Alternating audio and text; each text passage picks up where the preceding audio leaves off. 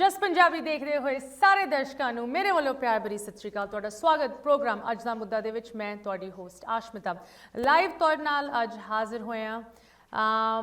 ਇਸ ਵੀਕਐਂਡ ਕਾਫੀ ਚਰਚਾ ਪੰਜਾਬ ਦੇ ਵਿੱਚ ਇਲੈਕਸ਼ਨਾਂ ਨੂੰ ਲੈ ਕੇ, ਸੀਐਮ ਚਿਹਰਿਆਂ ਨੂੰ ਲੈ ਕੇ, ਪਾਰਟੀਬਾਜ਼ੀ ਨੂੰ ਲੈ ਕੇ ਸੁਣਨ ਨੂੰ ਮਿਲੀ ਹੈ। ਖਬਰਾਂ ਦੇ ਵਿੱਚ ਵੱਖ-ਵੱਖ ਹੈਡਲਾਈਨਸ ਨਹੀਂ ਮੈਂ ਕਹਾਂਗੀ, ਅਟੈਕਸ ਹੋ ਰਹੇ ਹੈ। And I mean of course ਇਹੋ ਜਿਹੇ ਅਟੈਕਸ ਇਸ ਮੁਕਾਮ ਤੇ ਐਕਸਪੈਕਟਡ ਹੈਗੇ, ਖਾਸ ਕਰਕੇ ਜਦੋਂ ਇੰਨੀ ਹੌਟ ਕੰਪੀਟੀਸ਼ਨ ਹੋਏ ਪਾਰਟੀਆਂ ਦੇ ਵਿੱਚ, ਮੈਦਾਨ ਇੰਨਾ ਤੁਸੀਂ ਕਹਿ ਲਓ ਕੰਪੈਟੀਟਰਸ ਦੇ ਨਾਲ ਭਰਿਆ ਪਿਆ ਤੇ ਆਫ ਕੋਰਸ ਇਹੋ ਜਿਹੇ ਅਟੈਕਸ ਦਾ ਅਸੀਂ ਐਕਸਪੈਕਟ ਕਰ ਹੀ ਸਕਦੇ ਹਾਂ।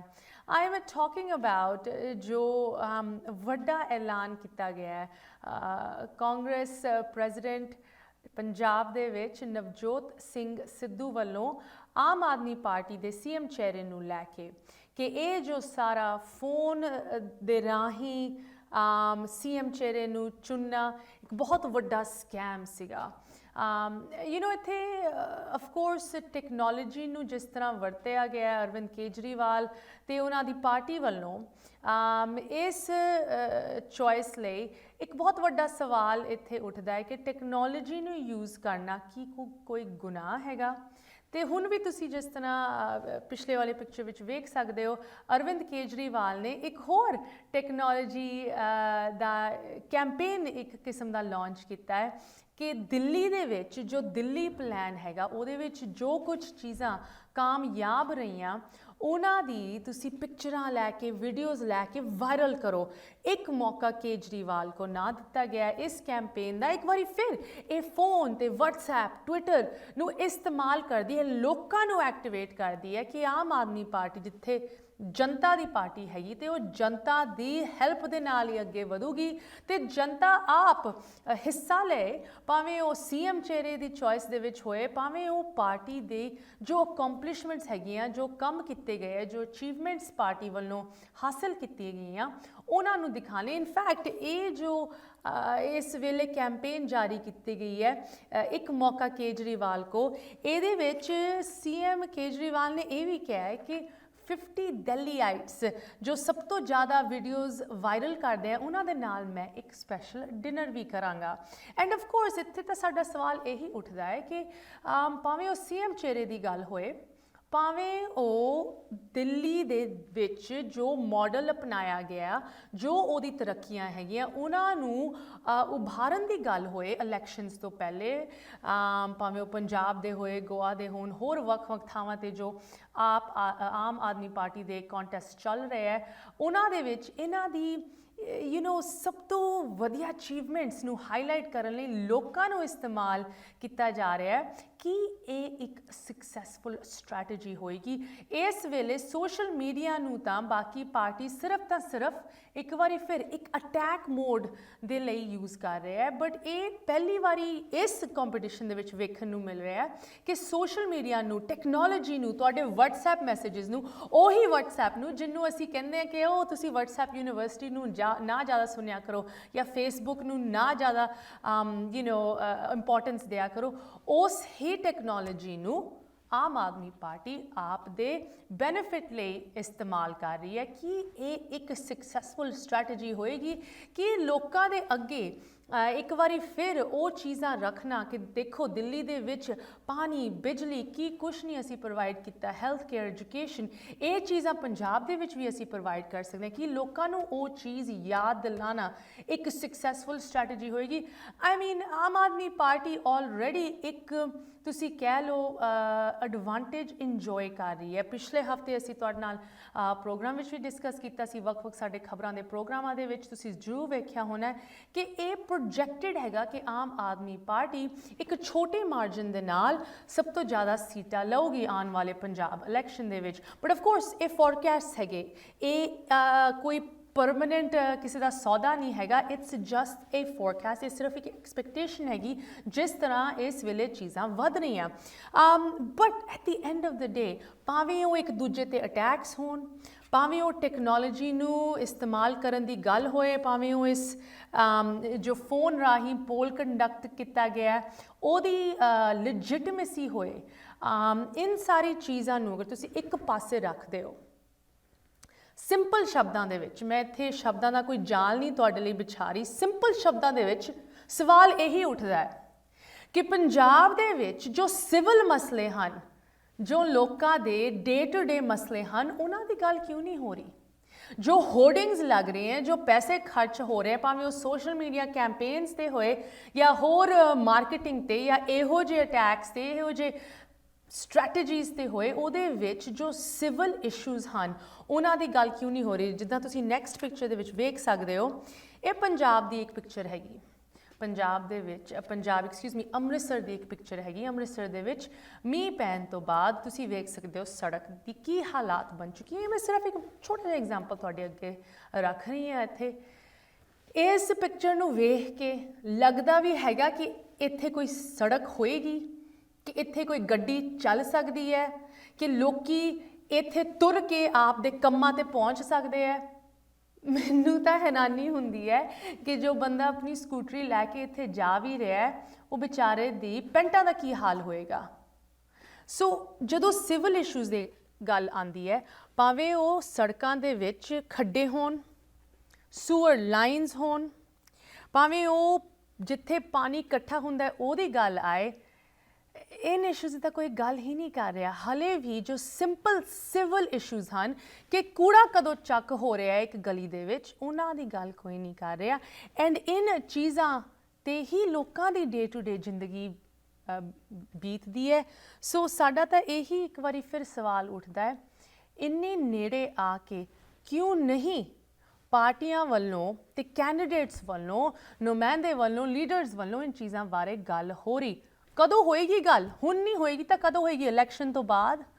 ਸੋ ਇਸ ਬਾਰੇ ਚਰਚਾ ਕਰਾਂਗੇ, ਤੁਹਾਡੇ ਨਾਲ ਵੀ ਗੱਲ ਕਰਾਂਗੇ। ਲਾਈਵ ਤੁਹਾਡੇ ਨਾਲ ਅੱਜ ਜੁੜੇ ਹਾਂ, ਤੁਸੀਂ ਜ਼ਰੂਰ ਕਾਲ ਕਰਕੇ ਸਾਡੇ ਨਾਲ ਗੱਲ ਕਰ ਸਕਦੇ ਹੋ। ਮਿਲਦੇ ਹਾਂ ਇੱਕ ਛੋਟੇ ਜਿਹੇ ਬ੍ਰੇਕ ਤੋਂ ਉਸ ਪਾਰ।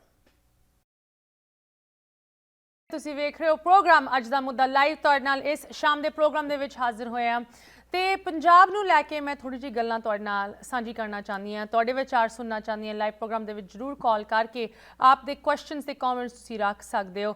ਗੱਲ ਹੋ ਰਹੀ ਹੈ ਕਿ ਕਿਸ ਤਰ੍ਹਾਂ ਟੈਕਨੋਲੋਜੀ ਨੂੰ ਵਰਤਿਆ ਜਾ ਰਿਹਾ ਹੈ। ਪਹਿਲੇ ਆਮ ਆਦਮੀ ਪਾਰਟੀ ਨੇ ਇੱਕ ਫੋਨ ਪੋਲ ਰਾਹੀਂ ਆਪ ਦਾ ਸੀਐਮ ਚਿਹਰਾ ਚੁਣਿਆ ਤੇ ਅਨਾਉਂਸ ਕੀਤਾ।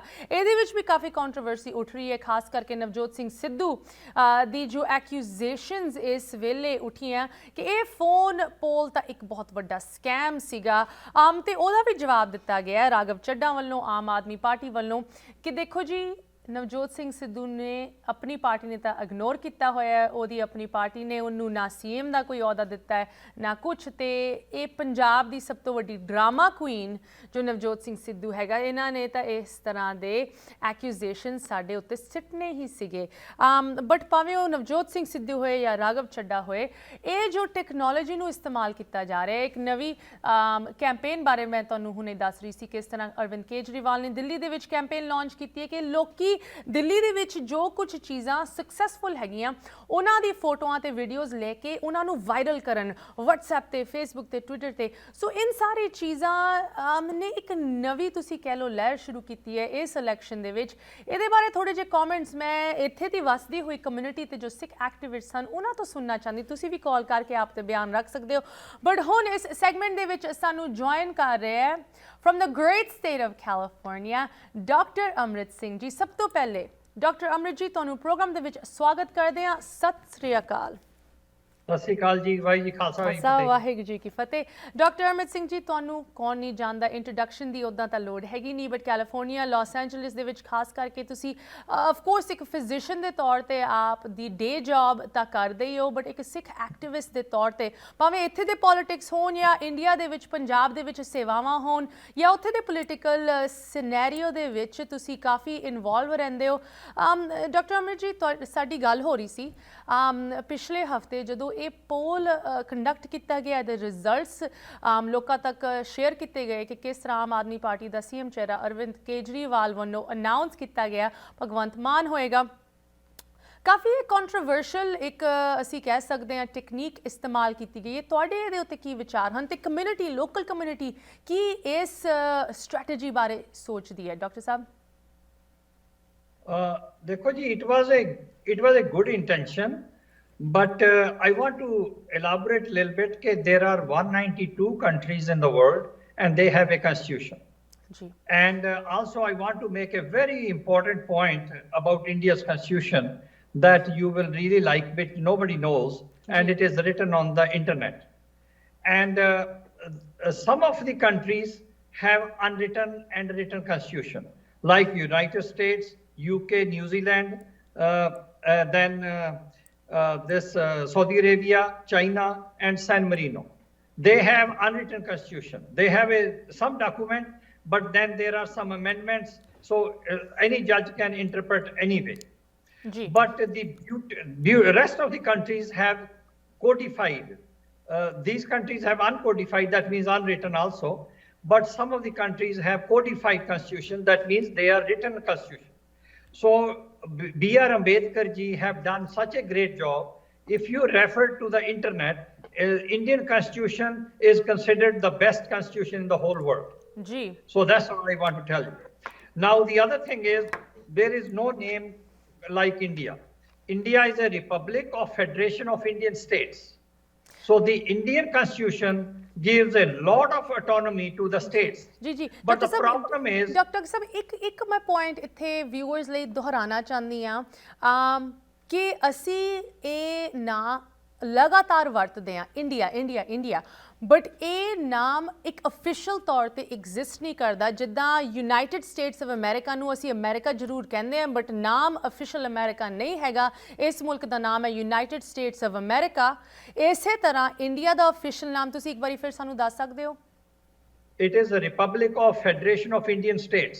ਓਕੇ, ਸੋ ਇਹਦੇ ਨਾਲ ਤੇ ਕਨਸਟੀਟਿਊਸ਼ਨ ਦੇ ਨਾਲ ਜੋ ਇਹ ਫੋਨ ਪੋਲ ਕੰਡਕਟ ਕੀਤਾ ਗਿਆ, ਇਹਦਾ ਕੀ ਤਾਲੁਕਾਤ ਹੈਗਾ? ਉਹਦਾ ਮੈਂ ਤੁਹਾਨੂੰ ਥੋੜਾ ਜਿਹਾ ਪਹਿਲਾਂ ਬੇਸਿਸ ਦੱਸਣਾ ਹੈ ਬਈ there are two kinds of governments which are all elected. One is democracy, one is the republic. Like America is a democracy, whereas India is not democracy, it's a republic. That means in democracy, the candidate is elected directly by the people, like president is elected by the people in the United States. Whereas prime minister or chief ministers, they are not elected by the public. They are elected by the elected representatives of the public. That means the members of parliament, they elect the chief prime minister, and members of assemblies, MLAs, they elect the chief minister. So this, as I told you, they have a good intention just to show, but I think they missed one point.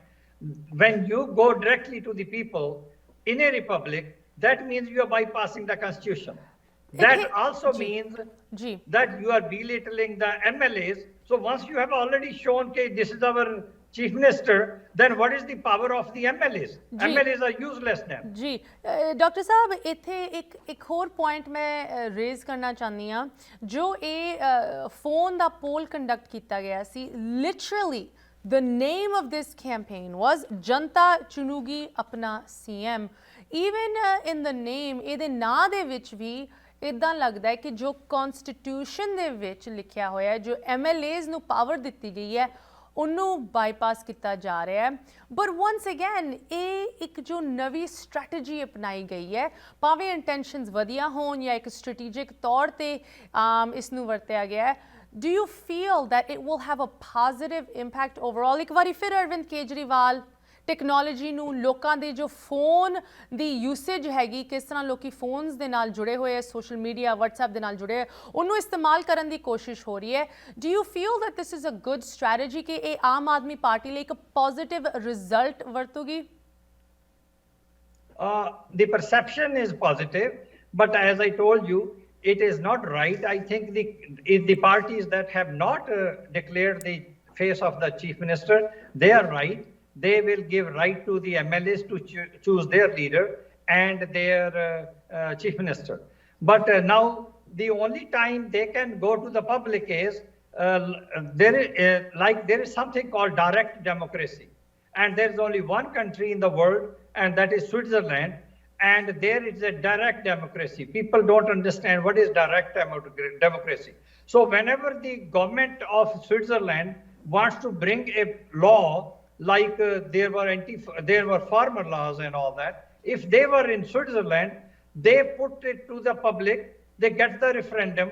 If the majority says pass it, they pass it. Then nobody can object. If the majority says don't pass it, then it goes into the filing and it is tabled.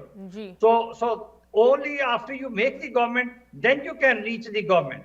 But people, public. But before that, you are bypassing the constitution. But surely, Dr. Amit Singh ji, I'm glad ਕਿ ਤੁਸੀਂ ਸਾਨੂੰ ਇਹ ਵੀ example ਦੱਸਿਆ ਕਿ ਕਿੱਥੇ ਦੁਨੀਆ ਦੇ ਕਿਸ ਮੁਲਕ ਦੇ ਵਿੱਚ ਇਹ ਡਾਇਰੈਕਟ ਡੈਮੋਕ੍ਰੇਸੀ ਡਾਇਰੈਕਟ ਇਲੈਕਸ਼ਨਸ ਵੇਖਣ ਨੂੰ ਮਿਲਦੇ ਹੈ ਬਟ ਸ਼ੋਰਲੀ ਇੱਕ ਸਵਿਟਜ਼ਰਲੈਂਡ ਵਰਗਾ ਮੁਲਕ ਜਿਹਦੀ ਆਬਾਦੀ ਕਿੰਨੀ ਕੁ ਛੋਟੀ ਹੈ compare to a country like India ਜਿਹਦੀ population is one of the largest in the world ਇਹੋ ਜਿਹੀ ਡਾਇਰੈਕਟ ਡੈਮੋਕ੍ਰੇਸੀ ਦਾ ਮਾਡਲ ਨਹੀਂ ਅਪਣਾ ਸਕਦੀ even in the United States ਸਾਨੂੰ ਇਹ ਜ਼ਿਆਦਾ ਨਹੀਂ ਵੇਖਣ ਨੂੰ ਮਿਲਦਾ because of the population size so India ਲਈ ਜੋ ਇਹ ਕਨਸਟੀਟਿਊਸ਼ਨ ਜੋ ਇਹ ਮਾਡਲ ਰੱਖਿਆ it seems to fit but ਉਹਨੂੰ ਜੋ circumvent ਕਰਨ ਦੀ ਕੋਸ਼ਿਸ਼ਾਂ ਹੋ ਰਹੀਆਂ so it's just for political opportunism. But to answer your point, even in elections, Ji. not all people vote. Those people who are interested or who are hurt, they will vote. They have access to the computers, either themselves or to the neighbor or to the office or somewhere or to a government office. They can always open the government office to get their opinion. And in that way, people will be so empowered, they say, and they will be happy that their government is listening to them all the time. So I think that technically is right, but you are saying, but still people will be empowered and everybody has a cell phone. They can always vote on the cell phone. ਜੀ ਲੱਗਦਾ ਹੈ ਕਿ ਚੀਜ਼ਾਂ ਇਸੇ ਪਾਸੇ ਜਾ ਰਹੀਆਂ ਕਿ ਸੈੱਲ ਫੋਨਸ ਤੇ ਇੰਟਰਨੈਟ ਜ਼ਿਆਦਾ ਤੋਂ ਜ਼ਿਆਦਾ ਇਸਤੇਮਾਲ ਕੀਤਾ ਜਾ ਰਿਹਾ ਹੈ it's still I think a little early to see if this is a positive or negative definitely ਲੇਕਿਨ ਇਹਨੇ ਇੱਕ ਗੇਮ ਨੂੰ ਚੇਂਜ ਕਰਤਾ ਹੈ ਇਸ ਇਲੈਕਸ਼ਨ ਦੇ ਵਿੱਚ ਇੱਕ ਨਵੀਂ ਤੁਸੀਂ ਕਹਿ ਲਓ ਲਹਿਰ ਸ਼ੁਰੂ ਕਰਤੀ ਹੈ ਪੁਆਇੰਟ ਤੁਹਾਨੂੰ ਕਹਿੰਦੇ for the benefit of Punjab if you allow me ji please What I am suggesting is, I am not favoring any political party right now, but whosoever comes, number one, if they want to improve the employment in the Punjab, conditions in Punjab, corruption in Punjab, or these other things in Punjab, what they should do a shadow government of NRIs. That means with the health minister, they should put a doctor from outside, and that doctor will not take any pay or will not interfere, will not vote. He will just tell them, this is the sample outside, if you want to follow. And we also will help you monetarily from outside, the government. So for the PWD, they can put an engineer. For the software, they can put a software engineer. So they can take all the NRIs with their ministers and they can improve this. And then there is one more important point, that if the education has been destroyed right now, it has been sold to the private schools. When we were in the schools, our government education or institutions were superior and private institutions were only mom and pop situations. Now they can improve private government schools in one day, and if they make a law that all employees of the government, ranging from the peon up to the minister, they must study in the government school. In one day, these schools can improve. जी बिल्कुल doctor साहब a lot of interesting points. Thank you so much ਤੁਸੀਂ ਸਾਡੇ ਨਾਲ ਜੁੜੇ ਹਨ ਖਾਸ ਕਰਕੇ ਜੋ ਇੰਡੀਆ ਦੀ ਕਨਸਟੀਟਿਊਸ਼ਨ ਹੈ ਕਿਸ ਤਰ੍ਹਾਂ ਦਾ ਸੈਟਅਪ ਹੈਗਾ ਕਿ ਇਹ ਜਗ੍ਹਾ ਰੱਖਦਾ ਵੀ ਹੈਗਾ ਇਹੋ ਜੇ ਡਾਇਰੈਕਟ ਵੋਟਿੰਗ ਲਈ ਡਾਇਰੈਕਟ ਪੋਲਿੰਗ ਲਈ thank you for clarifying that with us ਤੁਸੀਂ ਸਾਡੇ ਨਾਲ ਜਾਣਕਾਰੀ ਸ਼ੇਅਰ ਕੀਤੀ ਤੁਸੀਂ ਕਰ ਸਕਦੇ ਹੋ but it has no validity. Yep, apparently it has no. If the MLAs decide we don't want some particular person, then voting is not mandatory. जी सो ਇਹ ਕਾਨੂੰਨੀ ਤੌਰ ਤੇ ਵੀ ਇੱਕ ਮਸਲਾ ਬਣ ਸਕਦਾ ਹੈ ਲੱਗਦਾ ਹੈ ਡੈਫੀਨਿਟਲੀ ਕਾਂਗਰਸ ਤੇ ਨਵਜੋਤ ਸਿੰਘ ਸਿੱਧੂ ਵੱਲੋਂ ਇਹੀ ਕੋਸ਼ਿਸ਼ਾਂ ਜਾਰੀ ਹਨ ਡਾਕਟਰ ਅਮਿਤ ਸਿੰਘ ਜੀ ਕੈਲੀਫੋਰਨੀਆ ਤੁਸੀਂ ਸਾਡੇ ਨਾਲ ਜੁੜੇ thank you so much sir have a good rest of your evening ਸਤਿ ਸ਼੍ਰੀ ਅਕਾਲ Okay, Thank you very much. Thank ਜੀ you. ਇੱਥੇ ਇੱਕ ਛੋਟੇ ਜਿਹੇ ਬ੍ਰੇਕ ਲਈ ਰੁਕਦੇ ਆ ਤੁਹਾਡੀ ਕਾਲਸ ਵੀ ਚੁੱਕਾਂਗੇ ਜਿਨ੍ਹਾਂ ਨੂੰ ਮੈਂ ਹੋਲਡ ਤੇ ਪਾਇਆ ਪਲੀਜ਼ ਬੇਨਤੀ ਹੈ ਹੋਲਡ ਰੱਖਿਓ ਮਿਲਦੇ ਆ ਬ੍ਰੇਕ ਤੋਂ ਪਾਰ ਤੁਸੀਂ ਵੇਖ ਰਹੇ ਹੋ ਲਾਈਵ ਪ੍ਰੋਗਰਾਮ ਅੱਜ ਦਾ ਮੁੱਦਾ ਤੇ ਗੱਲ ਹੋ ਰਹੀ ਹੈ ਟੈਕਨੋਲੋਜੀ ਦੀ ਤੇ ਪੰਜਾਬ ਇਲੈਕਸ਼ਨਸ ਦੀ ਕੀ ਤਾਲਮੇਲ ਇਨ ਦੋਨੋਂ ਚੀਜ਼ਾਂ ਦਾ ਬਣਦਾ ਹੈ ਇਨਫੈਕਟ ਜਿਸ ਤਰ੍ਹਾਂ ਡਾਕਟਰ ਅਮਰਿਤ ਸਿੰਘ ਜੀ ਸਾਨੂੰ ਦੱਸ ਰਹੇ ਸੀ ਕਿ ਇੰਡੀਆ ਦੀ ਕਨਸਟੀਟਿਊਸ਼ਨ ਦੇ ਮੁਤਾਬਿਕ ਤਾਂ ਇਸ ਤਰ੍ਹਾਂ ਦੀ ਡਾਇਰੈਕਟ ਵੋਟਿੰਗ ਨਾਜਾਇਜ਼ ਹੈ ਗੈਰ ਕਾਨੂੰਨੀ ਹੈਗੀ ਇਹ ਉਸ ਕਨਸਟੀਟਿਊਸ਼ਨ ਦੇ ਖਿਲਾਫ ਜਾਂਦੀ ਹੈ ਜਿਹਦੇ ਉੱਤੇ ਇੰਡੀਆ ਦਾ ਗਵਰਨਮੈਂਟਲ ਸਿਸਟਮ ਸੈਟਅਪ ਹੋਇਆ ਹੈ ਕਿ ਕੀ ਫਾਇਦਾ ਉਨ ਐਮਐਲਏਜ਼ ਦਾ ਅਗਰ ਲੋਕਾਂ ਨੇ ਫੋਨ ਰਾਹੀਂ ਹੀ ਇੱਕ ਸੀਐਮ ਚਿਹਰੇ ਨੂੰ ਚੁਣਨਾ ਸੀ ਸੋ ਕਾਫੀ ਚੀਜ਼ਾਂ ਉੱਠ ਰਹੀਆਂ ਇਸ ਟੈਕਨੋਲੋਜੀ ਦੇ ਇਸਤੇਮਾਲ ਨੂੰ ਲੈ ਕੇ ਭਾਵੇਂ ਉਹ ਪੰਜਾਬ ਦੇ ਆਮ ਆਦਮੀ ਪਾਰਟੀ ਸੀਐਮ ਨੂੰ ਲੈ ਕੇ ਹੋਣ ਜਾਂ ਹੁਣ ਅਰਵਿੰਦ ਕੇਜਰੀਵਾਲ ਦੀ ਨਵੀਂ ਸਕੀਮ ਕਿ ਦਿੱਲੀ ਦੇ ਵਿੱਚ ਕੀ ਕੁਝ ਚੰਗਾ ਹੋਇਆ ਤੁਸੀਂ ਇਹਦੀ ਵੀਡੀਓਜ਼ ਇਹਦੀ ਪਿਕਚਰਾਂ ਖਿੱਚ ਕੇ ਵਾਇਰਲ ਕਰੋ ਸਾਡੇ ਬਿਹਾਫ ਤੇ ਜੋ ਸਭ ਤੋਂ ਜ਼ਿਆਦਾ ਵੀਡੀਓਜ਼ ਵਾਇਰਲ ਕਰੂਗਾ ਉਹਨਾਂ ਨੂੰ ਇੱਕ ਮੌਕਾ ਮਿਲੂਗਾ ਡਿਨਰ ਕਰਨ ਦਾ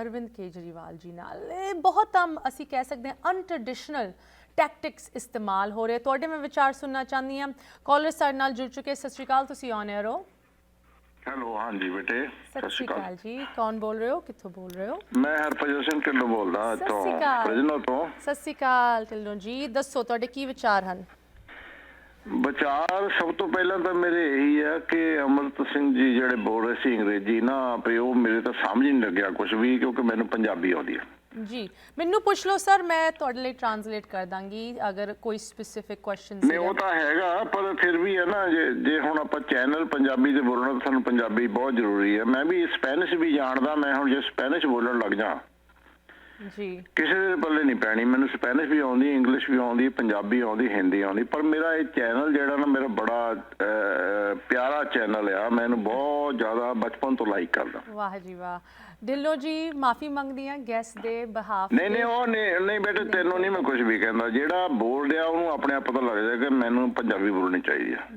ਜੀ ਸਰ ਇਸ ਮੁੱਦੇ ਉੱਤੇ ਤੁਹਾਡੇ ਕੀ ਵਿਚਾਰ ਹਨ ਇਹ ਜਿਹੜਾ ਵੋਟਾਂ ਬਾਰੇ ਗੱਲ ਕਰ ਰਹੇ ਸੀ ਤੁਸੀਂ ਹਾਂਜੀ ਕਿਸ ਤਰ੍ਹਾਂ ਫੋਨ ਤੇ ਵੋਟਾਂ ਲੈਣਾ ਕੀ ਇੱਕ ਗੈਰ ਕਾਨੂੰਨੀ ਸਕੀਮ ਹੈਗੀ ਕੀ ਇਹ ਇਸ ਇਲੈਕਸ਼ਨ ਦੇ ਵਿੱਚ ਇੱਕ ਪੋਜ਼ਿਟਿਵ ਸਟ੍ਰੈਟਜੀ ਸਾਬਿਤ ਹੋਏਗੀ ਆਮ ਆਦਮੀ ਲਈ ਬੇਟੇ ਮੈਂ ਸਭ ਤੋਂ ਪਹਿਲਾਂ ਤਾਂ ਮੈਂ ਆਪਣਾ ਰੈਫਰੈਂਸ ਦੇ ਦਵਾਂ ਮੈਂ 30 ਸਾਲ ਭਾਰਤੀ ਕਿਸਾਨ ਯੂਨੀਅਨ 'ਚ ਕੰਮ ਕੀਤਾ ਲਖਵਾਲ ਗਰੁੱਪ ਨਾਲ ਮੈਂ 8 ਦੇ ਵਿੱਚ ਬਾਹਰ ਆਇਆ ਸੀਗਾ ਜੀ ਤੇ ਮੈਂ 30 ਸਾਲ 8 ਦੇ ਵਿੱਚ ਪੂਰੇ ਕਰਕੇ ਆਇਆ ਸੀ ਇੱਥੇ ਭਾਰਤੀ ਕਿਸਾਨ ਯੂਨੀਅਨ 'ਚ ਮੈਂ ਕੰਮ ਕੀਤਾ ਡਟ ਕੇ ਜੀ ਤੇ ਜੱਗੀ ਸਾਹਿਬ ਨਾਲ ਮੇਰੀ ਗੱਲ ਹੁੰਦੀ ਰਹਿੰਦੀ ਆ ਤੇ ਬਾਕੀ ਇਹ ਆ ਵੀ ਜਿਹੜਾ ਹੁਣ ਯੁੱਗ ਦੇ ਹਿਸਾਬ ਨਾਲ ਇਹ ਜਿਹੜਾ ਫੋਨ ਦੇ ਉੱਤੇ ਆਈਡੀਆ ਲਿਆ ਗਿਆ ਕੇਜਰੀਵਾਲ ਦਾ very very very good idea ji ਮੈਂ ਇਹਨੂੰ ਐਪਰੀਸ਼ੀਏਟ ਕਰਦਾ ਔਰ ਉਹਨੇ ਲੋਕਾਂ ਤੋਂ ਪੁੱਛਿਆ ਕਿ ਕਿਹੜਾ ਸੀਐਮ ਚਾਹੀਦਾ ਜੀ ਇਹਨੂੰ ਰੋਲ ਮਰੋਲ ਕੇ ਕਰੋੜ ਕੇ ਦੇਖਣਾ ਉਹ ਇੱਕ ਪਾਰਟੀਆਂ ਦਾ ਉਹਨਾਂ ਦਾ ਆਪਣਾ ਕੰਮ ਹੈ ਮੈਂ ਕਿਸੇ ਪਾਰਟੀ ਦਾ ਹਮਾਇਤੀ ਨਹੀਂ ਆ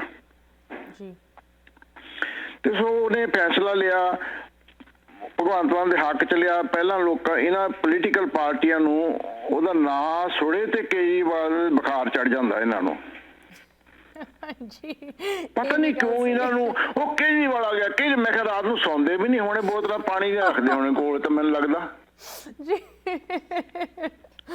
ਭਾਈ ਵਾਟ ਰੀਜ਼ਨ ਨੂੰ ਬੰਦਾ ਹੀ ਆ ਉਹ ਸਾਡੇ ਜਿਹੜਾ ਬੰਦਾ ਪੰਜਾਬ ਤੋਂ ਬਾਹਰ ਨਹੀਂ ਗਿਆ ਉਹ ਬੰਦਾ ਕਹਿ ਸਕਦਾ ਕਿ ਉਹਦਾ ਕਾਲਾ ਰੰਗ ਹੈ ਫਲਾਨਾ ਹਿੰਦੀ ਬੋਲਦਾ ਮੈਂ ਤਾਂ ਪੂਰੇ ਇੰਡੀਆ 'ਚ ਅਸੀਂ ਆਪਣੇ ਟਕੈਤ ਮੋਹਿੰਦਰ ਸਿੰਘ ਡਕੈਤ ਜਿਹੜਾ ਹੁਣ ਡਕੈਤ ਹੈ ਰਕੇਸ਼ ਡਕੈਤ ਦੇ ਬਾਪ ਦੇ ਨਾਲ ਅਸੀਂ ਰੈਲੀਆਂ ਕਰਦੇ ਰਹੇ ਦਿੱਲੀ ਜੀ ਕਿਉਂਕਿ ਮੈਂ ਦੇਖਿਆ ਹੋਇਆ ਉਹ ਵੀ ਸਾਡੇ ਵਰਗੇ ਬੰਦੇ ਆ ਉਹਨੂੰ ਕੋਈ ਵੀ ਸਾਡੇ ਵਰਗਾ ਪਿਆਰ ਅੱਜ ਹਰਿਆਣੇ ਨੇ ਪੰਜਾਬ ਨੂੰ ਪਿਆਰ ਦਿੱਤਾ ਤਾਂ ਪੰਜਾਬ ਨੂੰ ਪਤਾ ਲੱਗ ਗਿਆ ਕਿ ਹਰਿਆਣੇ ਵਾਲੇ ਸਾਡੇ ਭਰਾ ਆ ਬਿਲਕੁਲ ਤੇ ਬੇਟੇ ਗੱਲ ਇਹ ਆ ਵੀ ਇਹਨਾਂ ਦੀਆਂ ਜਿਹੜੀਆਂ ਨਾ ਇਹ ਮੈਨੂੰ ਇਹ ਬਹੁਤ ਇਦਾਂ ਦੀਆਂ ਗੱਲਾਂ ਹੁਣ ਜਦੋਂ ਡਿਬੇਟ ਵੀ ਚੱਲਦੀ ਸੁਣੀ ਦੀ ਬੜਾ ਮਨ ਦੁਖੀ ਹੁੰਦਾ ਗੱਲ ਪੁੱਛਦਾ ਡਿਬੇਟ ਵਾਲਾ ਜਦੋਂ ਤੂੰ ਬੇਟੇ ਗੱਲ ਪੁੱਛਦੀ ਆ ਮੈਨੂੰ ਕੋਈ ਮੈਂ ਜਵਾਬ ਕੋਈ ਦੇਈ ਜਾਂਦਾ ਉਹ ਗੱਲ ਪੁੱਛਦੇ ਆ ਕਿ ਕਾਂਗਰਸ ਨੇ 5 ਸਾਲਾਂ 'ਚ ਕੀ ਕੀਤਾ ਉਹ ਕਹਿਣਗੇ ਕੇਜਰੀਵਾਲ ਨੇ ਦਿੱਲੀ 'ਚ ਕੀਤਾ ਹੈ ਕਿ ਦਿੱਲੀ ਦਾ ਕੀ ਪੰਜਾਬ ਨਾਲ ਸੰਬੰਧ ਹੈ ਮੈਨੂੰ ਸਮਝ ਨਹੀਂ ਲੱਗਦੀ ਢਿੱਲੋਂ ਜੀ ਤੁਹਾਡੇ ਇਨ ਵਿਚਾਰਾਂ ਦੇ ਵਿੱਚ ਇੱਕ ਗੱਲ ਤਾਂ ਬਿਲਕੁਲ ਮੈਂ ਕਹਾਂਗੀ ਜਾਇਜ਼ ਹੈ ਕਿ ਕੇਜਰੀਵਾਲ ਦਾ ਨਾਂ ਸੁਣ ਕੇ ਕਿਉਂ ਇੰਨਾ ਡਰ ਪੈਦਾ ਹੋ ਜਾਂਦਾ ਹੈ ਕਿ ਕੀ ਇਹ ਇੱਕ ਲੈਜਿਟਿਮੇਟ ਚੀਜ਼ ਹੈਗੀ ਜਾਂ ਇਹ ਇੱਕ ਤੁਸੀਂ ਕਹਿ ਲਓ ਸਾਨੂੰ ਇੱਕ ਝਲਕ ਦੇ ਰਹੀ ਹੈ ਕਿ ਆਉਣ ਵਾਲੇ ਸਮੇਂ ਦੇ ਵਿੱਚ ਕੇਜਰੀਵਾਲ ਦਾ ਡਰਾਵ ਪੰਜਾਬ ਨੂੰ ਕਿਸ ਤਰ੍ਹਾਂ ਬਦਲੂਗਾ। ਮੈਂ ਹੋਰਾਂ ਤੋਂ ਸੁਣਨਾ ਚਾਹੁੰਦੀ ਹਾਂ। ਸਤਿ ਸ਼੍ਰੀ ਅਕਾਲ, ਤੁਸੀਂ ਔਨ 에ਅਰ ਹੋ। Hello hello hello hello hello ਹਾਂਜੀ ਹਾਂਜੀ, ਸਤਿ ਸ੍ਰੀ ਅਕਾਲ ਜੀ ਅਸ਼ਮਿਤਾ ਜੀ। ਸਤਿ ਸ਼੍ਰੀ ਅਕਾਲ ਡਾਕਟਰ ਬਾਜਵਾ ਸ਼ਿਕਾਗੋ ਤੋਂ। ਡਾਕਟਰ ਸਾਹਿਬ, ਤੁਹਾਡੀ ਆਵਾਜ਼ ਤਾਂ ਅਸੀਂ ਹਮੇਸ਼ਾ ਪਹਿਚਾਨ ਲੈਂਦੇ ਹਾਂ। ਕੀ ਵਿਚਾਰ Thank you ਹਨ ਜੀ। ਤੁਹਾਡੇ ਇਸ ਮੁੱਦੇ ਉੱਤੇ? ਹਾਂ, ਮੈਂ ਜੋ ਡਾਕਟਰ ਅਮਰਪਾਲ ਜੀ ਨੇ ਕਿਹਾ ਮੈਂ ਐਗਰੀ ਕਰਦਾ ਵੀ ਕੰਟਰੀ ਦਾ ਨਾਮ ਜਿਹੜਾ ਹੈ ਉਹ republic federation of Indian states ਹੈ। ਜੀ ਅੱਗੋਂ ਜਿਹੜੀ ਉਹਨਾਂ ਨੇ ਦੂਜੀ ਗੱਲ ਕਹੀ ਉਹ ਵੀ ਟੂ ਸਮ ਐਕਸਟੈਂਟ ਬਹੁਤ ਠੀਕ ਹੈ। ਜਿਹੜਾ ਅਸੀਂ ਸੀਐਮ ਮਤਲਬ ਮੈਂ ਜਨਰਲ ਗੱਲ ਕਰ ਰਿਹਾ, ਮੈਂ ਕਿਸੇ ਦੇ ਨਾਂ ਦੀ ਨਹੀਂ। ਜੀ ਸੀਐਮ ਐਮਐਲਏ ਤੋਂ ਬਾਅਦ ਹੀ ਬਣਨਾ ਚਾਹੀਦਾ। ਉਹਦਾ ਚ ਕਾਰਨ ਹੈ, ਜੀ ਅਗਰ ਉਹ ਪਹਿਲਾਂ ਉਹਦਾ ਨਾਂ ਅਨਾਉਂਸ ਕਰ ਦਿੰਦੇ ਜੇ ਇਟ ਕੈਨ ਓਪਨ ਟੂ ਬਰਾਈਬ, ਉਹ ਉਹਨਾਂ ਜਿਨ੍ਹਾਂ ਨੂੰ ਟਿਕਟਾਂ ਦਿੰਦੇ ਆ ਉਹਨਾਂ ਨੂੰ ਉਹ ਮਨਾ ਲੈਂਦੇ ਆ। ਅਦਰ ਵੇ ਇਹ ਇਨਡਾਇਰੈਕਟ ਕੰਟਰੋਲ ਫਿਰ ਉਹਨਾਂ ਦੀਆਂ ਮਿਨਿਸਟਰੀਜ਼ ਨੂੰ ਕਰਦੇ ਆ। ਸੀਐਮ ਦੀ ਜਿਹੜੀ ਪਾਵਰ ਹੈ ਉਹ ਬਹੁਤ ਵੱਧ ਜਾਂਦੀ ਹੈ ਔਰ ਲੋਕਾਂ ਨੂੰ ਫਿਰ ਉਹ ਜਿਹੜਾ ਪੂਰਾ ਇਨਸਾਫ ਨਹੀਂ ਮਿਲਦਾ, ਆਪਣੀ ਮਰਜ਼ੀ ਨਾਲ ਕਰਦੇ। ਅੱਗੋਂ ਤੀਜੀ ਗੱਲ ਜਿਹੜੀ ਤੁਸੀਂ ਕੀਤੀ, ਜਿਹੜਾ ਟੈਕਨੀਕਲ ਕੀਤਾ, ਮੈਂ ਟੈਕਨੀਕਲ ਐਕਸਪਰਟ ਨਹੀਂ ਹਾਂ, ਪਰ ਉਹ ਥੋੜਾ ਜਿਹਾ ਲੱਗਦਾ ਵੀ 96 ਘੰਟੇ ਚ 21 ਲੱਖ ਕਾਲਾਂ, ਬਟ ਮੇ ਵੀ ਟੈਕਨੋਲੋਜੀ ਹੈ ਸਮ system which I don't know. ਪਰ ਸੀਐਮ ਭਗਵੰਤ ਮਾਨ ਆਪਣੇ ਆਪ ਚ ਇੱਕ ਬਹੁਤ ਅੱਛਾ ਇਨਸਾਨ ਹੈ। ਅਗਰ ਉਹ ਬਣ ਜਾਏਗਾ ਤਾਂ I think he can come to the expectation. ਜੀ ਤੇ ਲਾਸਟ ਬਟ ਲੀਸਟ ਜੀ ਜਿਹੜਾ ਉਹਨਾਂ ਨੇ ਕਿਹਾ ਨਾ ਜੀ ਵੀ ਆਪਣੇ ਇੱਕ ਸ਼ੈਡੋ ਐਨਆਰਆਈ ਹੋਣਾ ਚਾਹੀਦਾ, ਇਹ ਬਿਲਕੁਲ ਠੀਕ ਹੈ। ਮੈਂ ਇਹਦਾ ਮੇਰੇ ਕੋਲ ਫਸਟ ਹੈਂਡ ਐਕਸਪੀਰੀਅੰਸ ਹੈ। ਇੱਕ ਲੁਧਿਆਣੇ ਚ ਵੈਟਰਨਰੀ ਯੂਨੀਵਰਸਿਟੀ 2006 ਚ ਬਣੀ ਸੀ, ਮੈਂ ਉਹਦਾ 3 ਸਾਲ ਬੋਰਡ ਆਫ ਮੈਨੇਜਮੈਂਟ ਮੈਂਬਰ ਸੀ, ਨਾਲੇ technical adviser. I help them to draw the initial blueprint. ਉਹਦਾ ਨਤੀਜਾ ਅੱਜ ਦੇ ਦਿਨ ਚ ਸਾਡੀ ਯੂਨੀਵਰਸਿਟੀ ਸਾਰੇ ਏਸ਼ੀਆ ਦੇ ਵਿੱਚ ਨੰਬਰ 1 ਹੈ, ਵਟ ਟੂ ਟਾਕ ਆਫ ਇੰਡੀਆ। ਇਹ ਡਾਕਟਰ ਸਾਹਿਬ ਦਾ ਸੁਜੈਸ਼ਨ ਬਹੁਤ ਚੰਗਾ ਹੈ, ਪਰ ਮੈਂ ਤੁਹਾਡੇ ਚੈਨਲ ਰਾਹੀਂ ਟੀਵੀ ਰਾਹੀਂ ਤੁਸੀਂ ਵੀ ਇਹ ਗੱਲ ਪਹੁੰਚਾਓ, because we are now have time and we can involve. Thank you. Thank you so much, Dr. Bajwa.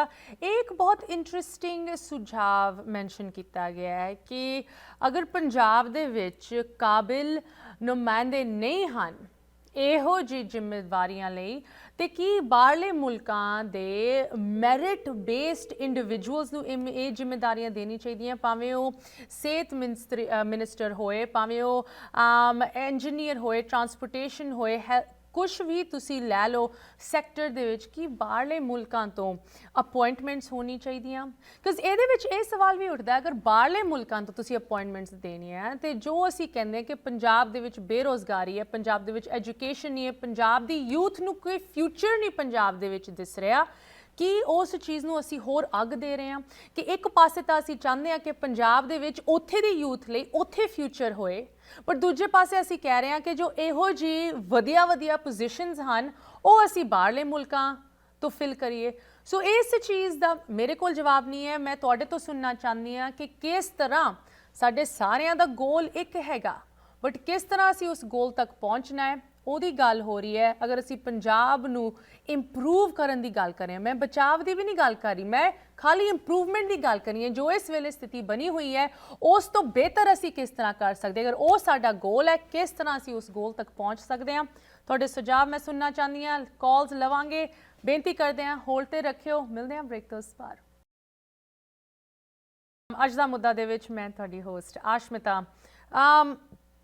Punjab ਦੇ ਵਿੱਚ ਇਲੈਕਸ਼ਨ ਸੀਜ਼ਨ ਜ਼ੋਰ ਸ਼ੋਰ ਨਾਲ ਸ਼ੁਰੂ ਹੋ ਚੁੱਕਿਆ ਹੈ। ਕਿੰਨੀ ਤੇਜ਼ੀ ਨਾਲ ਇਹ ਸੀਜ਼ਨ ਅੱਗੇ ਵਧ ਰਿਹਾ ਹੈ ਸਾਨੂੰ ਉਨ ਅਟੈਕਸ ਤੋਂ ਅੰਦਾਜ਼ਾ ਹੋ ਜਾਂਦਾ ਹੈ ਜੋ ਇਹ ਸਾਰੇ ਨੁਮਾਇੰਦੇ ਇੱਕ ਦੂਜੇ ਤੇ ਸਿੱਟ ਰਹੇ, ਭਾਵੇਂ ਉਹ ਨਵਜੋਤ ਸਿੰਘ ਸਿੱਧੂ ਹੋਏ, ਆਮ ਆਦਮੀ ਪਾਰਟੀ ਦੇ ਸਟ੍ਰੈਟਜੀ ਨੂੰ ਲੈ ਕੇ ਕਿਸ ਤਰ੍ਹਾਂ ਉਹਨਾਂ ਨੇ ਸੀਐਮ ਚਿਹਰਾ ਚੁਣਿਆ, ਜਾਂ ਆਮ ਆਦਮੀ ਪਾਰਟੀ ਵੱਲੋਂ ਰਾਘਵ ਚੱਡਾ ਦਾ ਜਵਾਬ ਹੋਏ ਨਵਜੋਤ ਸਿੰਘ ਸਿੱਧੂ ਲਈ, ਇਸ ਸਾਰੀ ਮਿਕਸ ਦੇ ਵਿੱਚ ਆਫ ਕੋਰਸ ਬਾਕੀ ਪਾਰਟੀਆਂ ਤੋਂ ਵੀ ਸੁਣਨ ਨੂੰ ਮਿਲ ਰਿਹਾ ਹੈ ਕਿ ਕਿਸ ਤਰ੍ਹਾਂ ਵੱਖ-ਵੱਖ ਨੁਮਾਇੰਦਿਆਂ ਨੇ ਕੀ ਕੁਝ ਗਲਤ ਕੀਤਾ, ਕਿੱਥੇ ਕਰਪਸ਼ਨ ਦੀ ਬੂ ਆ ਰਹੀ ਹੈ, ਤੇ ਕਿੰਨੀ ਕੁ ਉਮੀਦ ਹੈ ਕਿ ਕੋਈ ਵੀ ਮੈਜੋਰਿਟੀ ਗਵਰਨਮੈਂਟ ਬਣਾ ਸਕਦਾ ਹੈ। ਬਟ ਇੱਕ ਵਾਰੀ ਫਿਰ ਜੋ ਅਸਲੀ ਮਸਲੇ ਹਨ ਉਹਨਾਂ ਦੀ ਗੱਲ ਕਿਉਂ ਨਹੀਂ ਹੋ ਰਹੀ? ਸ਼ਾਇਦ ਇਹੀ ਪ੍ਰੋਬਲਮ ਹੈਗੀ ਪੰਜਾਬ ਦੇ ਇਲੈਕਸ਼ਨਾਂ ਦੀ। ਵਿਊਅਰਸ ਸਾਡੇ ਨਾਲ ਜੁੜ ਚੁੱਕੇ ਹੈ। ਸਤਿ ਸ਼੍ਰੀ ਅਕਾਲ, ਤੁਸੀਂ ਔਨ 에ਅਰ ਹੋ। ਹੈਲੋ, ਹਾਂਜੀ ਸਤਿ ਸ਼੍ਰੀ ਅਕਾਲ ਜੀ, ਕੌਣ ਬੋਲ ਰਹੇ ਹੋ, ਕਿੱਥੋਂ ਬੋਲ ਰਹੇ ਹੋ? ਹਾਂਜੀ ਸਤਿ ਸ੍ਰੀ ਅਕਾਲ ਅਸ਼ਮਿਤਾ ਜੀ, ਮੈਂ ਮਹੀਪਾਲ ਸਿੰਘ ਬੋਲ ਰਿਹਾ। ਸਤਿ ਸ਼੍ਰੀ ਮੈਂ ਅਕਾਲ ਜੀ। ਇੱਥੇ ਅਟਰਨੀ ਹੈਗਾ ਨਿਊਯਾਰਕ ਦੇ ਵਿੱਚ। ਹਾਂਜੀ ਮਹੀਪਾਲ ਜੀ, ਆਫ ਕੋਰਸ ਤੁਹਾਨੂੰ ਕੌਣ ਨਹੀਂ ਜਾਣਦਾ। ਸਵਾਗਤ ਹੈ ਤੁਹਾਡਾ ਸ਼ੋਅ ਦੇ ਵਿੱਚ। ਕੀ ਤੁਹਾਡੇ ਵਿਚਾਰ ਹਨ? ਨਹੀਂ, ਥੈਂਕ ਯੂ ਜੀ। ਮੈਂ ਅੱਜ ਬੜਾ ਵਧੀਆ ਤੁਸੀਂ ਪ੍ਰੋਗਰਾਮ ਲੈ ਕੇ ਆਂਦਾ। ਥੈਂਕ ਯੂ ਜੀ। ਤੇ ਮੈਂ ਦੱਸਣਾ ਚਾਹੁੰਦਾ, ਪਹਿਲੇ ਤੇ ਇਸ ਚੀਜ਼ ਨੂੰ ਬੜਾ ਵੱਡਾ ਇੱਕ ਮੁੱਦਾ ਬਣਾਇਆ ਜਾ ਰਿਹਾ ਕਿ ਪੰਜਾਬ ਦੇ ਵਿੱਚ ਜਿਹੜੇ ਫੋਨ ਕਾਲ ਕਰਾ ਕੇ ਚੀਫ ਮਿਨਿਸਟਰ ਦੇ ਬਾਰੇ ਪਤਾ ਕਰਾਇਆ ਗਿਆ ਵੀ ਕਿਹਨੂੰ ਬਣਾਉਣਾ ਚਾਹੀਦਾ। ਜੀ ਦੇਖੋ ਜੀ, ਇਹ ਕੋਈ ਫੋਨ ਕਾਲ ਕਰਨ ਨਾਲ ਕੋਈ ਚੀਫ ਮਿਨਿਸਟਰ ਬਣ ਥੋੜੀ ਗਿਆ। ਸਹੀ ਗੱਲ ਹੈ। ਇਹ ਤੇ ਹੈਗਾ ਜੀ, ਆਪਣਾ ਸਰਵੇ ਹੈਗਾ ਸੀ, ਉਹਨਾਂ ਨੇ ਸਰਵੇ ਕੀਤਾ। There is nothing illegal about that. ਤੇ ਦੂਜੀ ਗੱਲ ਹੈਗੀ ਹੈ ਕਿ ਪੰਜਾਬ ਦੇ ਵਿੱਚ ਇਸ ਸਾਲ ਜਿਹੜੇ ਇਲੈਕਸ਼ਨ ਹੋਣੇ ਨੇ, ਜਿਹੜਾ ਵੋਟਰ ਹੈਗਾ ਉਹਦੇ ਵਾਸਤੇ ਬਹੁਤ ਈਜ਼ੀ ਹੈ ਕਿ ਵੋਟ ਕਿਹਨੂੰ ਪਾਣੀ। ਜੀ ਇੰਨੇ ਸਾਲਾਂ ਤੋਂ ਵੋਟ ਲੋਕਾਂ ਨੇ ਕਦੀ ਕਾਂਗਰਸ ਨੂੰ ਪਾਈ, ਕਦੀ ਅਕਾਲੀ ਦਲ ਨੂੰ ਪਾਈ, ਤੇ it is very easy for them to ਤੀਜੇ ਬੰਦੇ ਨੂੰ ਚਾਂਸ ਦੇ ਕੇ ਦੇਖ ਲਓ। ਜੀ ਉਹਦਾ ਰੀਜ਼ਨ ਹੈਗਾ ਇਹ ਨਹੀਂ ਕਿ ਤੀਜੇ ਬੰਦੇ ਨੂੰ ਤੁਸੀਂ ਤੀਜੀ ਪਾਰਟੀ ਨੂੰ ਹਵਾ 'ਚ ਚਾਂਸ ਦੇਣਾ। ਜਿਹੜੀ ਕੇਜਰੀਵਾਲ ਦੀ ਪਾਰਟੀ ਹੈਗੀ ਹੈ, ਪਹਿਲਾ ਇਲੈਕਸ਼ਨ ਦੇ ਵਿੱਚ 67 ਸੀਟਾਂ ਲੈ ਗਈ ਸੀ 70 ਦੇ ਵਿੱਚ, ਜੀ ਤੇ ਦੂਜੇ ਇਲੈਕਸ਼ਨ ਦੇ ਵਿੱਚ ਜਿਹੜੀ ਹੈਗੇ ਨੇ ਉਹ 70 ਚੋਂ 63 ਲੈ ਗਈਆਂ। ਤੇ ਜੇ ਤੁਸੀਂ ਐਨਾਲਾਈਜ਼ ਕਰੋ, ਦਿੱਲੀ ਦਾ ਜਿਹੜਾ ਵੋਟਰ ਹੈਗਾ ਬੜਾ ਐਜੂਕੇਟਡ ਵੋਟਰ ਹੈ, ਜੀ ਹਾਈਲੀ ਐਜੂਕੇਟਡ ਵੋਟਰ ਨੇ, ਤੇ ਉਹਨਾਂ ਨੇ ਜੇ ਦੁਬਾਰਾ ਉਹਨਾਂ ਨੂੰ 70 ਚੋਂ 63 ਸੀਟਾਂ ਦਿੱਤੀਆਂ, ਇਹਦਾ ਮਤਲਬ ਉਹਨਾਂ ਨੇ ਕੰਮ ਕੀਤਾ ਹੋਏਗਾ। ਬਿਲਕੁਲ। ਐਸੇ ਹਾਂਜੀ, ਤੇ ਇਸ ਤਰ੍ਹਾਂ ਹੀ ਪੰਜਾਬ ਦੀ ਜਿਹੜੀ ਜਨਤਾ ਹੈਗੀ ਹੈ, ਉਹਨਾਂ ਨੂੰ ਇੱਕ ਵਾਰੀ ਮੌਕਾ ਦੇਣਾ ਚਾਹੀਦਾ ਕੇਜਰੀਵਾਲ ਦੀ ਪਾਰਟੀ ਨੂੰ। ਮੈਂ ਕੋਈ ਕੇਜਰੀਵਾਲ ਦੀ ਪਾਰਟੀ ਦਾ ਮੈਂਬਰ ਨਹੀਂ ਹੈਗਾ, ਨਾ ਉਹਨਾਂ ਦਾ ਸਪੋਰਟਰ ਹੈ। ਕਾਮਨ ਸੈਂਸ ਹੈ ਕੰਦੀ ਜੀ ਕਿ ਨਵੇਂ ਬੰਦੇ ਨੂੰ ਕੀ ਚਾਂਸ ਦੇਣਾ ਚਾਹੀਦਾ ਜਿਨ੍ਹਾਂ ਨੇ ਪ੍ਰੂਵ ਕੀਤਾ। ਤੇ ਐਸ ਫਾਰ ਐਸ ਉਹਨਾਂ ਨੇ ਆਪਣਾ ਜਿਹੜਾ ਕੈਂਪੇਨ ਕਰ ਰਹੇ ਨੇ ਆਪਣਾ ਸੋਸ਼ਲ ਮੀਡੀਆ ਤੇ, ਜੀ ਉਹ ਤੇ ਦੇਖੋ ਵਰਲਡ ਵਾਈਡ ਜਿੱਥੇ ਵੀ ਅੱਜ ਕੱਲ ਇਲੈਕਸ਼ਨ ਹੁੰਦਾ, ਯੂਐਸ ਦੇ ਵਿੱਚ ਹੋਏ, ਇੰਡੀਆ ਦੇ ਵਿੱਚ ਹੋਏ, ਇੰਡੀਆ ਦੇ ਵਿੱਚ ਬੀਜੇਪੀ ਕਰਦੀ ਹੈ, ਤੇ ਉੱਥੇ ਜੇ ਕੇਜਰੀਵਾਲ ਵੀ ਕਰ ਰਿਹਾ ਆਪਣਾ ਸੋਸ਼ਲ ਨੈਟਵਰਕ ਦੇ ਉੱਪਰ ਆਪਣੀ ਕੈਂਪੇਨਿੰਗ, ਤੇ I don't think there's any problem. Ji it is very easy for in Punjab to vote because they know the performance of all the parties. ਜੀ in the past. ਐਬਸੋਲੂਟਲੀ। ਔਰ ਅਸੀਂ ਕਹਿ ਸਕਦੇ ਹਾਂ ਲੈਕ ਆਫ ਪਰਫਾਰਮੈਂਸ, ਜੋ ਹਾਂਜੀ, lack of performance, definitely lack of performance. ਮੇਰੇ ਹਿਸਾਬ ਨਾਲ ਜ਼ਰੂਰ ਇੱਕ ਚਾਂਸ ਦੇਣਾ ਚਾਹੀਦਾ ਨਵੀਂ ਪਾਰਟੀ ਨੂੰ। ਤੇ ਲੋਕਾਂ ਨੂੰ ਜਿਹੜਾ ਪਿਛਲਾ ਇਲੈਕਸ਼ਨ ਹੈਗਾ ਸੀ ਤੇ ਕਾਂਗਰਸ ਸੀ ਤੇ ਬੀਜੇਪੀ ਅਕਾਲੀ ਦਲ, ਇਹਨਾਂ ਨੇ ਅਕਾਲੀਆਂ ਨੇ ਕਹਿ ਦਿੱਤਾ ਕਿ ਵੋਟਾਂ ਕਾਂਗਰਸ ਨੂੰ ਪਾ ਦਿਓ, ਕਿਸੇ ਤਰੀਕੇ ਆਪ ਨਾ ਆ ਜਾਏ ਪਾਵਰ ਦੇ ਵਿੱਚ। ਜੀ ਕਿਉਂਕਿ ਆਪ ਜਿਹੜੀ ਸਟੇਟ ਦੇ ਵਿੱਚ ਫਿਊਚਰ ਚਾਹੇਗੀ ਇੰਡੀਆ 'ਚ, ਉਹਨੇ ਉੱਥੇ 2-3 ਟਰਮ ਟਿਕੇ ਰਹਿਣਾ। ਜਿਸ ਤਰ੍ਹਾਂ ਦਿੱਲੀ ਟਿਕੀ, ਉਹਨਾਂ ਨੇ ਕੰਮ ਕਰਨਾ, ਉਹਨਾਂ ਨੇ ਪਰਫਾਰਮੈਂਸ ਦੇਣੀ। ਬਿਲਕੁਲ ਤੇ ਜਦੋਂ ਪਰਫਾਰਮੈਂਸ ਦੇਣਗੇ ਲੋਕਾਂ ਨੇ ਉਹਨਾਂ ਨੂੰ ਹਟਾਉਣਾ ਨਹੀਂ। ਬਿਲਕੁਲ ਤੇ ਜੇ ਬਿਲਕੁਲ ਪਰਫਾਰਮੈਂਸ ਕਰਨਗੇ ਤੇ ਜਿਹੜੀ ਸਟੇਟ ਦੀ ਜਿਹੜੀ ਪਬਲਿਕ ਹੈਗੀ ਉਹਨਾਂ ਦਾ ਬੈਨੀਫਿਟ ਹੈ।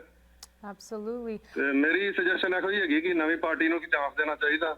ਤੇ I think that's all I have to say. Thank you so much Mahipal ji. ਅਸੀਂ ਕਹਿ ਸਕਦੇ ਨੇ ਇੱਕ ਆਬਜੈਕਟਿਵ ਤੌਰ ਤੇ ਤੁਸੀਂ ਇਹ ਚੀਜ਼ ਨੂੰ ਸਾਡੇ ਲਈ ਪਰਸਪੈਕਟਿਵ ਦਿੱਤਾ ਥੋੜਾ ਜਿਹਾ, ਕਿ ਅਗਰ ਤੁਸੀਂ ਸਿੰਪਲੀ ਇਹ ਵੇਖਣਾ ਹੋਏ ਕਿ ਸੋਸ਼ਲ ਮੀਡੀਆ ਨੂੰ ਵਰਤਣਾ ਜਾਂ ਲੋਕਾਂ ਦੇ ਓਪੀਨੀਅਨਸ ਪੁੱਛਣਾ, ਇਹ ਕੋਈ ਗੈਰ ਕਾਨੂੰਨੀ ਚੀਜ਼ ਨਹੀਂ ਹੈਗੀ, ਨਾ ਇਹ ਕੋਈ ਅਸੀਂ ਜਿੱਦਾਂ ਕਹਿੰਦੇ ਨਾ ਰਾਕਟ ਸਾਇੰਸ ਹੈ। ਇਹ ਅੱਜ ਦੇ ਇਸ ਟਾਈਮ ਦੇ ਮੁਤਾਬਿਕ ਕਾਫੀ ਸੈਂਸ ਬਣਾਉਂਦੀ ਹੈ। ਜਿੱਥੇ ਅਕੰਪਲਿਸ਼ਮੈਂਟਸ ਹੋਣ ਉੱਥੇ ਬਿਲਕੁਲ ਹੱਕ ਵੀ ਬਣਦਾ ਹੈ ਕਿਸੇ ਵੀ ਪਾਰਟੀ ਦਾ ਉਨ ਅਕੰਪਲਿਸ਼ਮੈਂਟਸ ਨੂੰ, ਤਰੱਕੀਆਂ ਨੂੰ ਅੱਗੇ ਲੋਕਾਂ ਤੱਕ ਪਹੁੰਚਾਉਣਾ, ਉਹਨਾਂ ਨੂੰ ਦੱਸਣਾ ਕਿ ਦੇਖੋ ਸਾਡਾ ਕੰਮ ਬੋਲਦਾ ਹੈ। ਸਤਿ ਸ਼੍ਰੀ ਅਕਾਲ, ਤੁਸੀਂ ਔਨ 에ਅਰ ਹੋ। ਹਾਂਜੀ ਅਸ਼ਮਿਤਾ ਜੀ, ਸਤਿ ਸ਼੍ਰੀ ਅਕਾਲ। ਸਤਿ ਸ਼੍ਰੀ ਅਕਾਲ ਜੀ। ਸੰਦਰ ਸਾਹਿਬ ਦੱਸੋ ਤੁਹਾਡੇ ਕੀ ਵਿਚਾਰ ਹਨ? ਅਸ਼ਮਿਤਾ ਜੀ, केजरीवाल जी ने जो वो गेम खेली है, वे कहते हैं ना, जो दिखता है वो बिकता है। बिल्कुल बिल्कुल, क्योंकि उन्हें पता है दुनिया सारी न्यू टेक्नोलॉजी का प्रयोग कर रही है, ते जी वो बिजनेस वाली खेल ਧੀਰੇ ਜੋ ਦਿਖਦਾ ਹੈ ਉਹ ਦਿਖਦਾ। ਬਿਲਕੁਲ ਪਰ ਉਹਨਾਂ ਨੇ ਇੱਕ ਗਲਤੀ ਕੀਤੀ ਵੀ ਇਹ ਨਿਊ ਟੈਕਨੋਲੋਜੀ ਦਾ ਗਲਤ ਇਸਤੇਮਾਲ ਕੀਤਾ, ਕਿਸ ਲੋਕਾਂ ਨੂੰ ਭੰਬੜ ਜੀ ਕਿਸ ਤਰ੍ਹਾਂ ਤੁਹਾਨੂੰ ਲੱਗਦਾ ਹੈ ਗਲਤ ਇਸਤੇਮਾਲ ਕੀਤਾ ਗਿਆ ਸੰਦਰ ਸਾਹਿਬ? ਗਲਤ ਇਸਤੇਮਾਲ ਜਿਸ ਤਰ੍ਹਾਂ ਸਿੱਧੂ ਸਾਹਿਬ ਨੇ ਬਿਆਨ ਕੀਤਾ ਕਿ ਇੱਕ ਤਾਂ ਸਾਹਿਬ ਡਾਕਟਰ ਦੱਸ ਗਿਆ ਕਿ ਇਹ ਕਾਨੂੰਨੀ ਤੌਰ ਤੇ ਠੀਕ ਨਹੀਂ, ਜੀ ਦੂਜਾ ਜਿਹੜਾ ਸਿੱਧੂ ਸਾਹਿਬ ਵੀ ਕਹਿੰਦੇ ਕਿ ਇੰਨੇ ਮਿੰਟਾਂ ਤੇ ਇੰਨੇ ਘੰਟਿਆਂ ਚ ਕਿੱਦਾਂ ਕਰ ਸਕਦੇ ਹੋ। ਜੀ ਬਾਕੀ ਤੁਸੀਂ ਪਬਲਿਕ ਦੇ ਵਿੱਚ ਉਹਨਾਂ ਦੀ ਆਪਣੀ ਰਾਏ ਸੀ ਕਿ ਉਹਨੇ ਆਪਣਾ ਚੁਣਨਾ ਸੀ, ਪਰ ਉਹਦੇ ਵਿੱਚ ਸਿੱਧੂ ਦਾ ਨਾਮ ਕਿਸ ਤਰ੍ਹਾਂ ਆ ਗਿਆ, 3% ਸਿੱਧੂ ਦਾ ਕਿਸ ਤਰ੍ਹਾਂ ਕੱਢਤਾ, ਪਬਲਿਕ ਦਾ ਕਿੱਦਾਂ ਅੰਦਾਜ਼ਾ ਲਾ ਲਿਆ। ਜੀ ਮੈਨੂੰ ਤਾਂ ਇਹ ਗਲਤ ਲੱਗਦਾ। ਜੀ ਸੰਦਰ ਸਾਹਿਬ, ਜਿਨ ਤੁਸੀਂ ਨੰਬਰਸ ਬਾਰੇ ਗੱਲ ਕਰ ਰਹੇ ਹੋ, ਮੈਂ ਉਹ ਲੋਕਾਂ ਨੂੰ ਦੱਸਣਾ ਵੀ ਚਾਹੁੰਦੀ ਹਾਂ। ਅਸੀਂ ਵੀ ਇਹ ਨੰਬਰਸ ਤੁਹਾਡੇ ਲਈ ਇੱਥੇ ਲੈ ਕੇ ਆਏ ਹਾਂ ਪ੍ਰੋਗਰਾਮ ਦੇ ਵਿੱਚ। ਨਵਜੋਤ ਸਿੰਘ ਸਿੱਧੂ ਦਾ ਇਹ ਬਿਆਨ ਕਿ ਇਹ ਜੋ ਫੋਨ ਰਾਹੀਂ ਪੋਲ ਕੰਡਕਟ ਕੀਤਾ ਗਿਆ ਹੈ ਬਹੁਤ ਵੱਡਾ ਸਕੈਮ ਸੀਗਾ, ਲੋਕਾਂ ਨਾਲ ਧੋਖਾ ਹੋਇਆ ਬਿਕੋਜ਼ ਇਹ ਕਲੇਮ ਕੀਤਾ ਗਿਆ ਹੈ 21 ਲੱਖ ਰਿਸਪੌਂਸਿਸ 4 ਦਿਨਾਂ ਦੇ ਵਿੱਚ ਆਏ ਫੋਨ ਰਾਹੀਂ, ਜਿਹਦੇ ਵਿੱਚ 90 ਤੋਂ ਵੱਧ % ਲੋਕਾਂ ਨੇ ਭਗਵੰਤ ਮਾਨ ਦਾ ਨਾਂ ਚੁਣਿਆ CM ਲਈ। ਬਟ ਅਗਰ ਤੁਸੀਂ ਮੈਥ ਕਰੋ, ਇਹ ਨਵਜੋਤ ਸਿੰਘ ਸਿੱਧੂ ਦਾ ਬਿਆਨ ਹੈਗਾ, ਅਗਰ ਤੁਸੀਂ ਮੈਥ ਕਰੋ ਯੂਜੂਅਲੀ ਇੱਕ ਕਾਲ ਨੂੰ ਕਮ ਸੇ ਕਮ 15 ਸੈਕਿੰਡ ਲੱਗਦੇ ਹੈ, ਤੇ ਅਗਰ ਤੁਸੀਂ ਉਹਨੂੰ ਮਲਟੀਪਲਾਈ ਕਰੋ ਦੈਨ ਲਗਭਗ ਤੁਹਾਡੇ 6000 ਕਾਲਾਂ ਇੱਕ ਦਿਨ ਦੇ ਵਿੱਚ ਅਟੈਂਡ ਹੋ ਸਕਦੀਆਂ, ਤੇ ਉਹਦੇ ਨਾਲ 20-25 ਹਜ਼ਾਰ ਤੋਂ ਜ਼ਿਆਦਾ ਕਾਲਾਂ 4 ਦਿਨਾਂ ਦੇ ਵਿੱਚ ਲੈ ਹੀ ਨਹੀਂ ਹੋ ਸਕਦੀਆਂ ਇੱਕ ਨੰਬਰ ਤੇ। ਸੋ ਇੱਥੇ ਮੈਥ ਨਹੀਂ ਐਡ ਅਪ ਹੁੰਦਾ। ਸੋ ਸ਼ਾਇਦ ਇਸ ਐਲਾਨ ਦੇ ਵਿੱਚ ਕੋਈ ਸੱਚ ਹੋਏ, ਬਟ ਵਾਂਸ ਅਗੇਨ ਟੈਕਨੋਲੋਜੀ ਵਰਤੀ ਗਈ ਹੈ, ਕਿਸ ਕਿਸਮ ਦੀ ਟੈਕਨੋਲੋਜੀ ਵਰਤੀ ਗਈ ਹੈ ਇਹਦੇ ਬਾਰੇ ਜਾਣਕਾਰੀ ਨਹੀਂ ਜ਼ਿਆਦਾ ਅਨਾਉਂਸ ਕੀਤੀ ਗਈ। ਐਂਡ ਇਸ ਐਲਾਨ ਦੇ ਖਿਲਾਫ ਰਾਘਵ ਚੱਡਾ ਨੇ ਕਿਹਾ ਕਿ ਨਵਜੋਤ ਸਿੰਘ ਸਿੱਧੂ ਦਾ ਇੱਕ ਡਰਾਮਾ ਕੁਈਨ ਹੈਗਾ, ਉਹਨੂੰ ਆਪ ਉਹਦੀ ਪਾਰਟੀ ਕੋਈ ਅਟੈਂਸ਼ਨ ਨਹੀਂ ਦੇ ਰਹੀ, ਇਸ ਕਰਕੇ ਉਹ ਸਾਡੇ ਉੱਤੇ ਕਿੱਚੜ ਸੁੱਟ ਰਿਹਾ ਹੈ।